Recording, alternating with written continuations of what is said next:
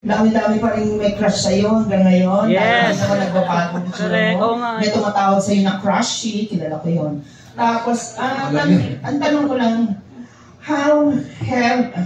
paano ka nag-change over the years, over the decades, na gano'n nakatagal yung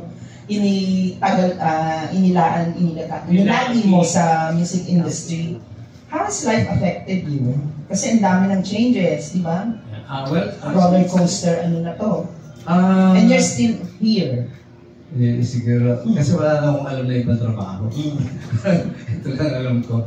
Anyway, pero siguro, because of, I stick to my identity as a folk singer, and I always keep myself grounded.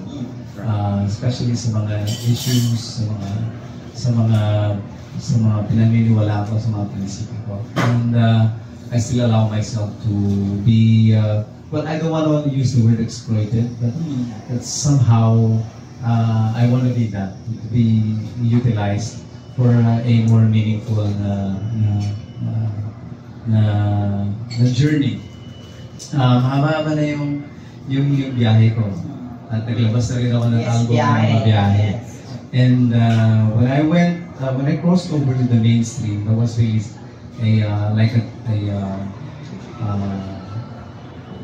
parang turning point in my life to be able to reach to a larger audience.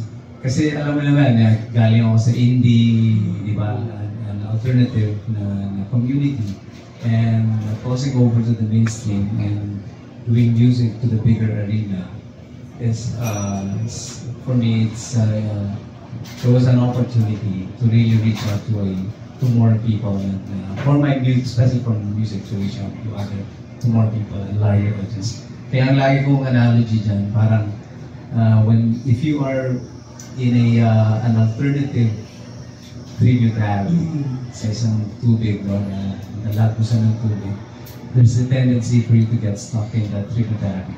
But if you're able to do something, to be able to go into the mainstream, which is the mainstream, mas madali ka siguro, mas maayo yung mararating mo, maabot ng musika mo, dadaling ka niya sa dagat, which is a larger body of water, larger arena, and larger audience. During those times ba, walang nag-offer sa'yo para sumama ka sa isang group or mag-form ng another band, or talagang gusto mo na talaga solo ka? Wala, solo talaga. And then, but of course, I do have a band. Pero hindi siya yung parang fixed na only if I have a concert or pero ngayon, meron akong binuo na band na yun din yung ginamit ko sa katatapos lang na bar tour ko.